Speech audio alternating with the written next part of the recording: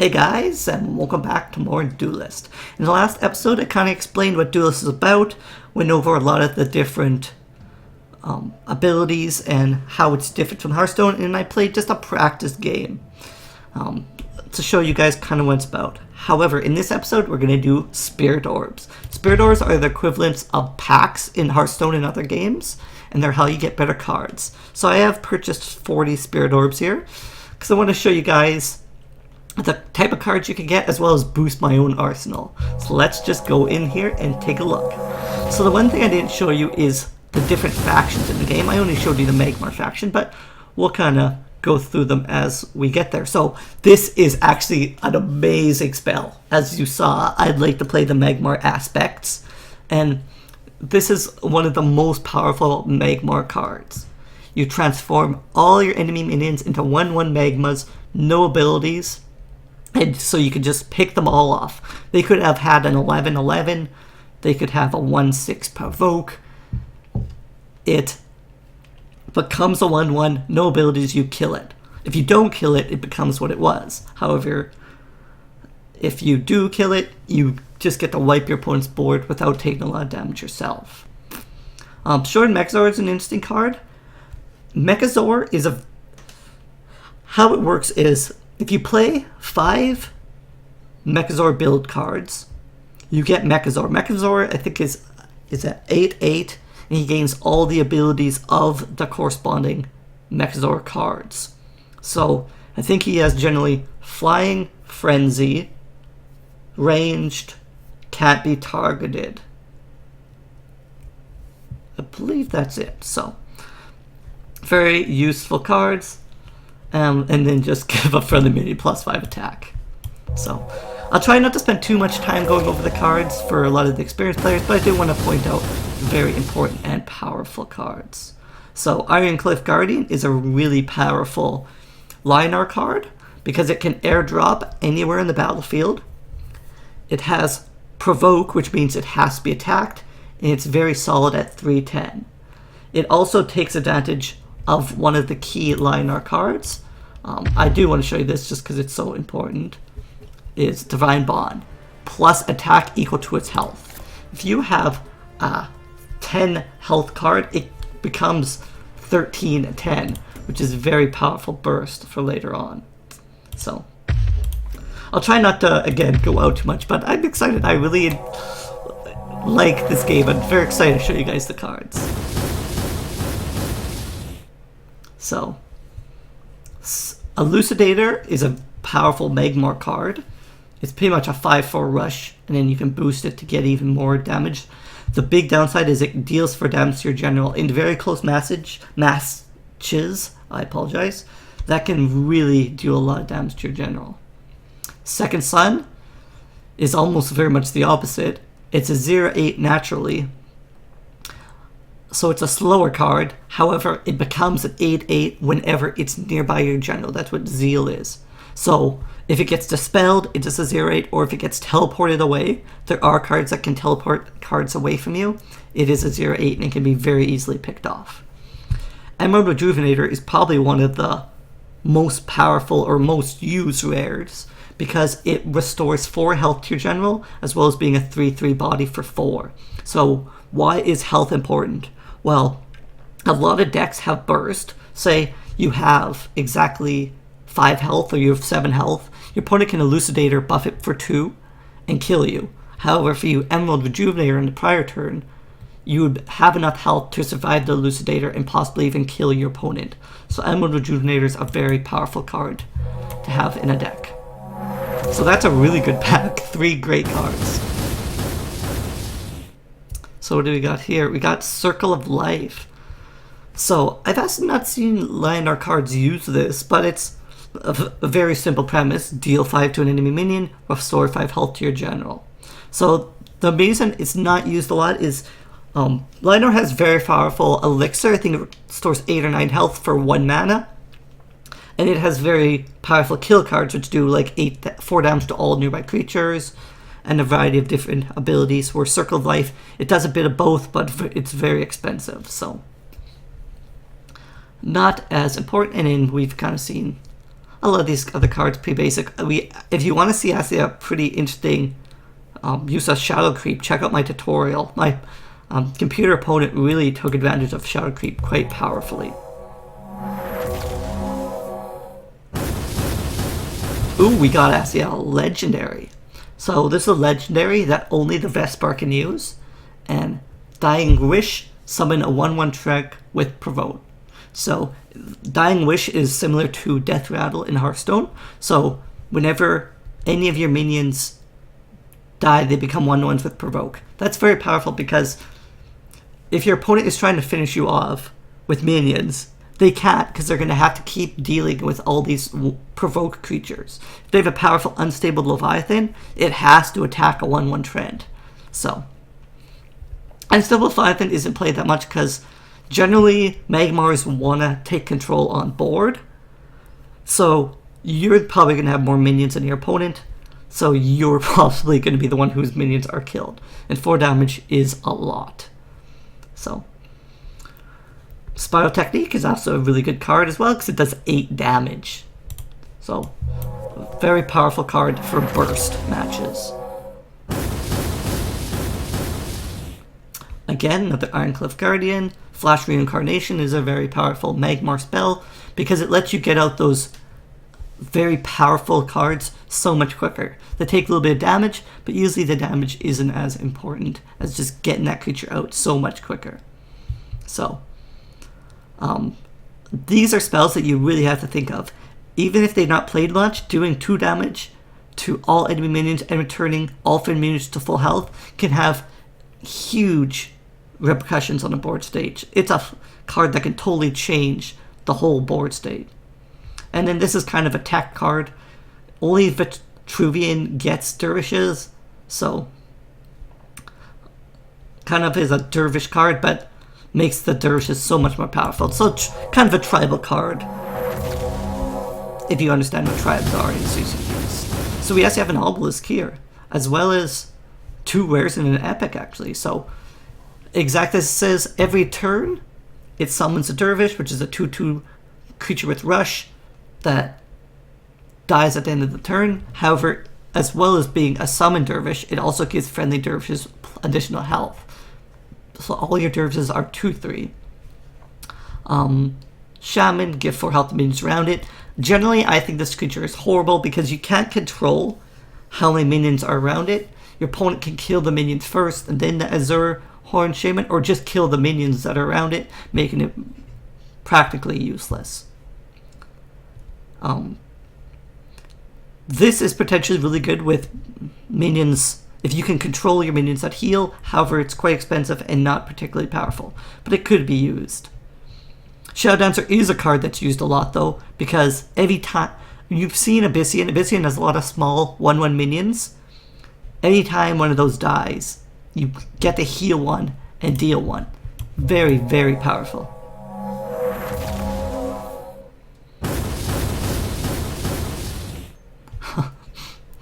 So, Ma is very interesting. It's a 2/2 minion that deals 2 damage to a nearby enemy minion.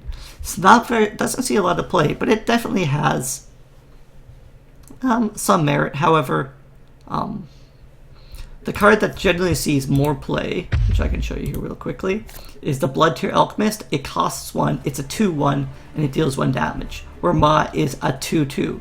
So you're getting 1 less health stat and half as much damage, but you're mainly looking at the stats and picking off a creature with 1 health. A lot of time you have creatures with 1 health that you want to kill, and Blood Tear is great for that, where Ma might overkill them for 1 damage. So actually pretty basic cards. We've seen a lot of these. You haven't seen Force Field, but Force Field is pretty much like Divine Shield in Hearthstone, except it regenerates. Every turn you get Force Field, so which is very powerful. Crimson Occultist is a very powerful minion. If you're playing against a deck that summons a lot of minions or has a lot of minion answers, because the opponent has to summon minions to kill it. But every time they summon a minion, it gets more powerful. So it can be a real crippling card against your opponent.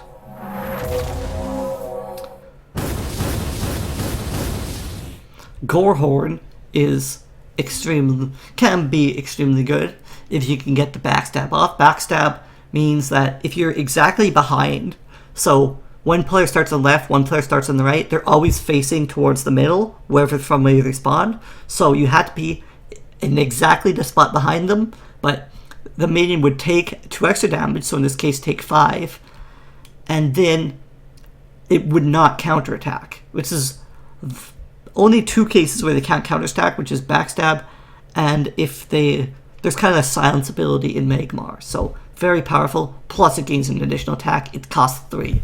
Very powerful minion. Blood Moon Princess is possibly good, kind of clunky. You get lots of 1/1s. It can be used with other Death Watch abilities mainly.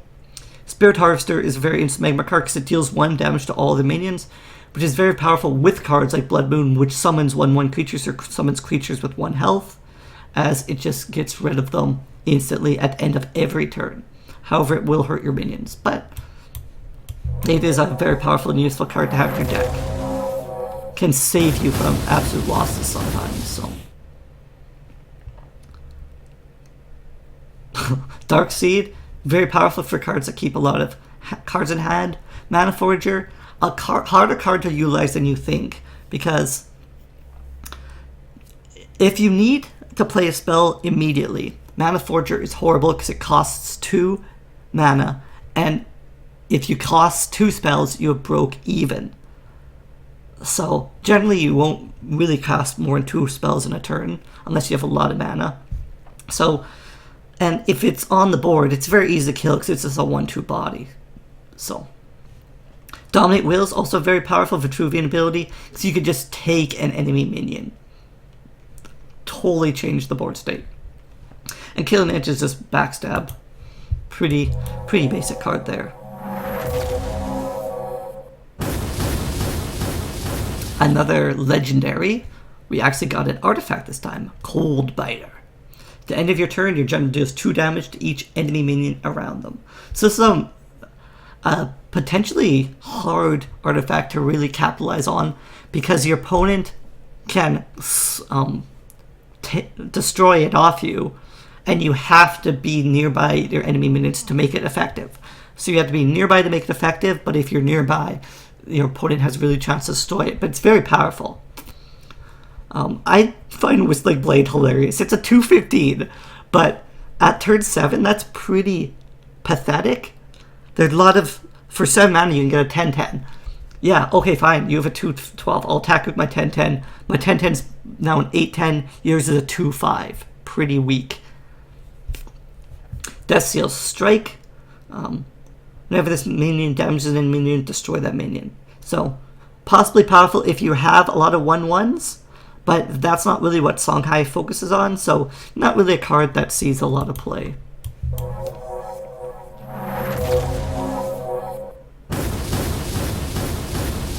So another Obelisk. This one gives Durvis' attack.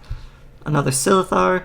White Widow is a card I've seen play.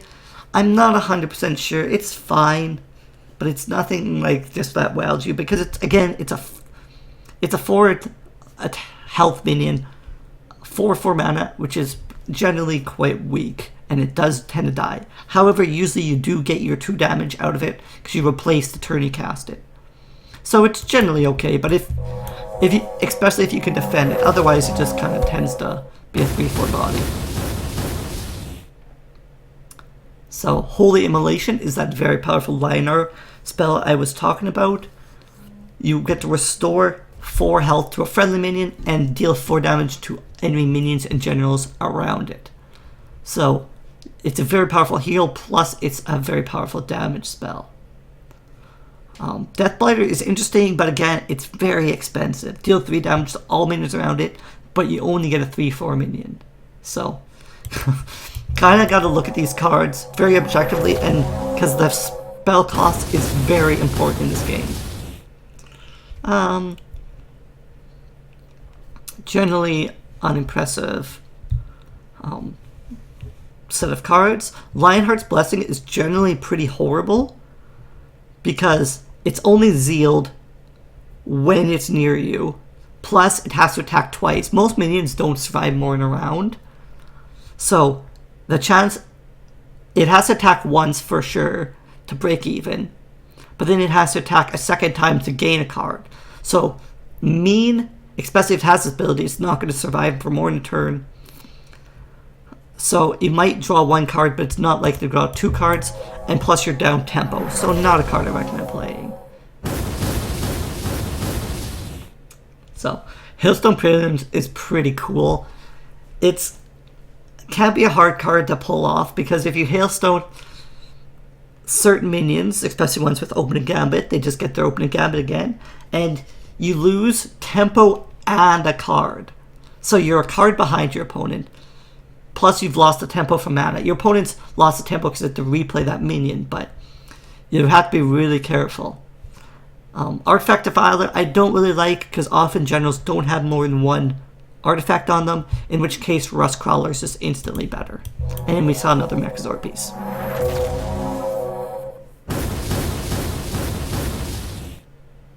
So, mostly just another Obelisk. Nothing else of particular interest in that pack. Let's see if we can pull another Legendary. So, each pack is guaranteed to have a rare, by the way. So, another Occultist. Nothing else of too great. Scarlet Viper is actually interesting because it can fly anywhere on the battlefield. So you instantly get backstab as long as the back is not blocked. You can block the back of one creature by having it butted up, so it's kind of looking at the back. However, that creature can be backstabbed.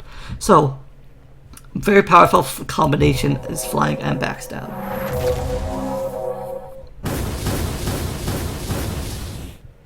So it looks like we've got an Epic, another Circle of Life, another Illusionator, and a Sand Howler. Sand Howler is kind of hexproof, as we call it in Magic. Can't be targeted by...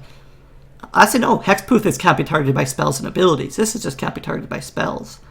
Mechazor has true hexproof, I believe.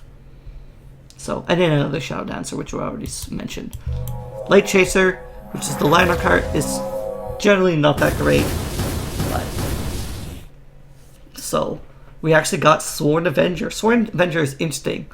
Whenever your general takes damage, this minion gains attack.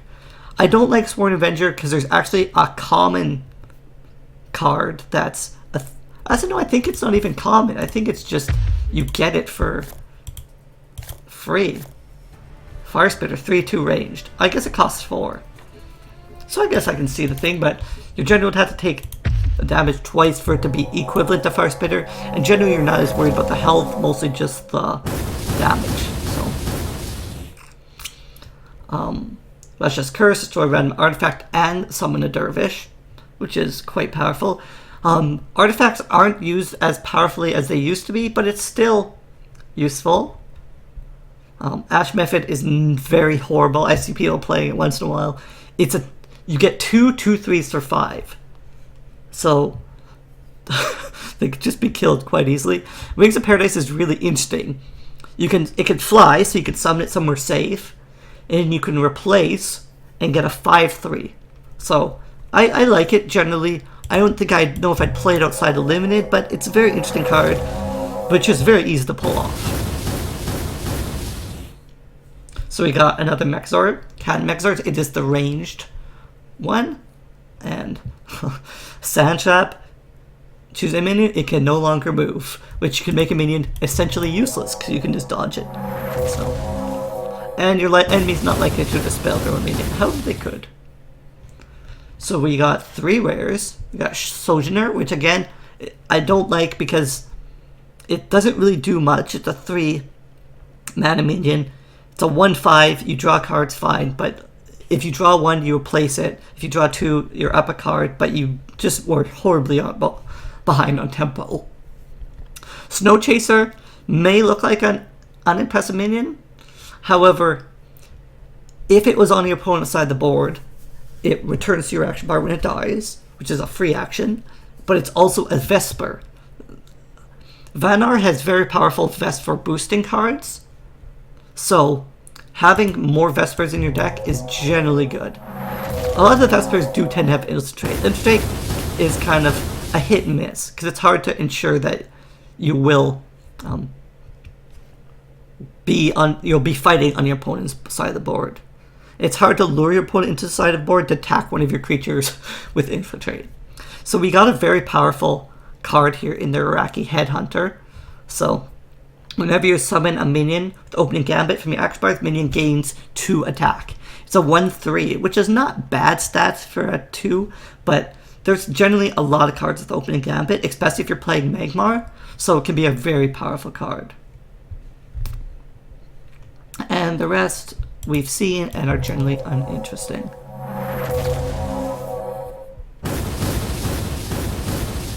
Sunset Paragon. Sunset Paragon is a card I am not 100% sold on. It's very, very powerful. Any minion, any big minion, it can just absolutely wreck. Like if you look at, let's use my Magmar deck as an example, Stone Metal Golem for sort of Akran, I think even Spirit Harvester, it will just one-hit those minions because their attack is the same. However, you get something like Chimera. Chimera, it does 5 damage to instead. So it's very powerful against certain minions, not as powerful against other minions. Yeah, Colossus, it does 1 damage. So, generally, it's generally good, but it's very expensive. Because if you look, it's a 5-cost minion. You could have had Colossus, which becomes, on your the turn it attacks, becomes a 5/11. This is a 3/2. Okay, you got Spirit Harvester, a 5/5. This is a 3/2. So if it kills a minion, it's potentially good. However, once it kills a minion, it's essentially just a 3/2. It doesn't do much else. So, oh, that sucks. I already have a Lady Lock. Lady Lock, provoke, Opening Gambit, +1/+1. Would have preferred a different one. Starsphere, though, is one of the huge Vitruvian Imperium cards. You get to summon 2/2 Windurus in front of every minion and general. So if your opponent has 5 creatures, you get 10 damage. So, very powerful. Notice that if it cannot summon in front of that minion, it will not summon. So if you have 5 enemy minions in a row, you'll only get 1 Dervish. So, and Spirit of the Wild, just reactivate a minion on your opponent's starting side of the battlefield. Pretty much like Infiltrate, so it could do something or it could do absolutely nothing. It's kind of a risky card to play in that way. So, however, again, you can kind of make sure that minion is on the opponent's side, but if you're totally fighting on your opponent's side of the battlefield, then it does effectively nothing because you can't run your minion into opponent's side and run it back in. So, Mind Steal is a very powerful Magmar card. You do not get a minion for the battlefield, but rather from your opponent's deck. So you could get a very powerful minion, or you could get a weak minion. So that's kind of in between the two. I don't think it's really played a lot. I don't think I've ever seen it played, but it's potentially powerful depending on who you're playing. So really depends on your opponent's deck. Against an Abyssian, I think it'd be an Abyss. Oh, we got a Voice of the Wind. Voice of the Wind, whenever you summon a minion from your action bar, summon a 2/2 Vesper Wind Marinade on a random square. So, pretty easy to pull off. Decent stats. Not incredibly impressive stats, but decent stats, and you get in 2/2s. I would say it's generally worth it, especially if you can play it late game and summon maybe 2 minions off it. But in late game, I guess you're kind of going for late game threats if you're not playing smaller minions, but potentially a good card. Sunwalker, again, whenever in minion generals, he'll do damage to all nearby enemies. Again, kind of hard to pull off, and it's a 3/4. 3/4s tend to get killed. Jaxi is a really interesting card because it's a 1/1 minion itself. But then you get a 1/1 mini Jax that summons in a random unoccupied corner. So if your opponent, if it summons on one of your 2 corners, it's very hard for your opponent to get it. If it summons in their 2 corners, it's annoying for them to chase it down because they have to move their minions totally out of position. So Jaxi can be quite powerful. However, sometimes I just kill the Jaxi and then I use a spell just to get rid of the mini Jax. But then your opponent's using a spell to deal with the minion, but Dancing Blades is an extremely powerful card. It's a deal 3 damage card which you don't see too many of. Plus, it's a 4/6. A 4/6 is a pretty impressive body. The thing about minions that, as they start getting bigger, is 4 damage will kill a lot of minions.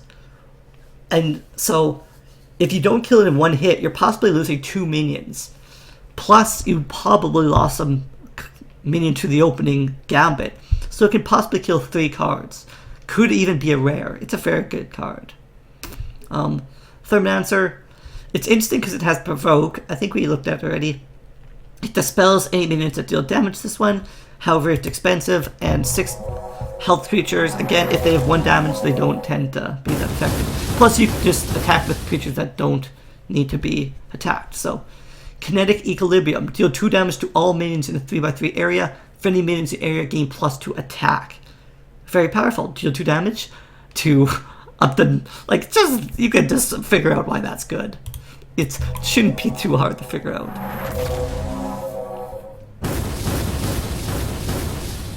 Vindicator. Awesome. I need a Vindicator in my deck. So, it's a rush card that gives the first minion summon around it rush. So you have to keep track of if it's the first, second, whatever minion, because it only gives the first one, but very, very powerful. Magnetize, generally less powerful. If it did something different, it could be potentially good, but it pulls a minion in front of your general. So that's an enemy minion or a friendly minion. The only time I've seen this could be possibly remotely useful is when a minion gets teleported way in the far corner. Sometimes your opponent will do that because it takes it out of the battlefield, sometimes for the entire game, because your opponent can keep running away from it. However, then you're spending a card to kind of reactivate that card, and it's very situational, but possibly good. So, but I generally don't think I'd ever play it.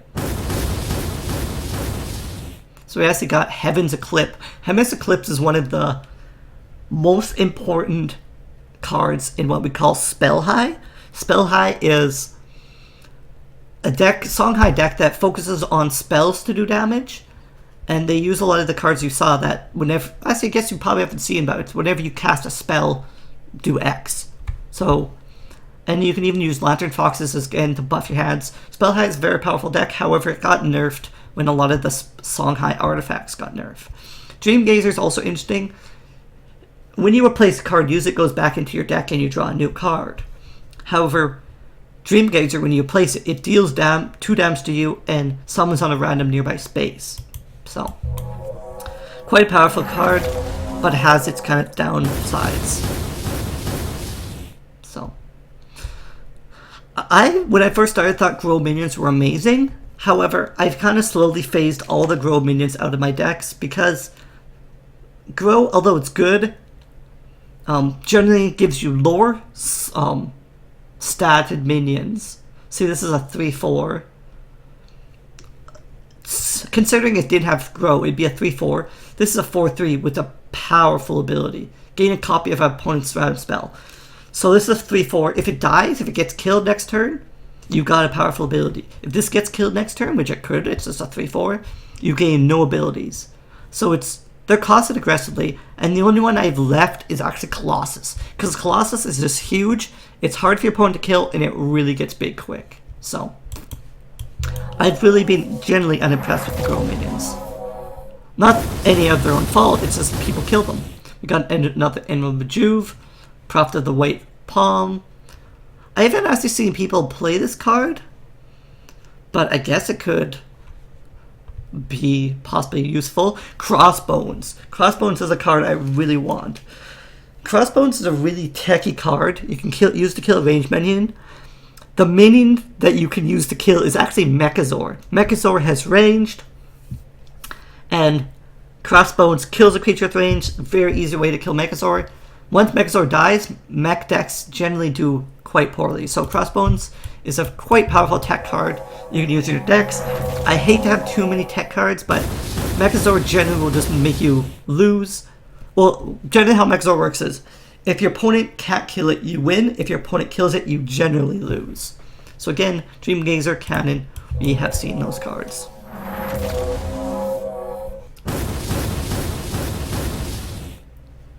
Rustcaller, Solar Tracer. So we've seen those. Sojourner is not a card that I'm too happy to see, but I will live with it. Another Mind Steal. Again, not a card I'm very sure I'm going to play, but potentially good.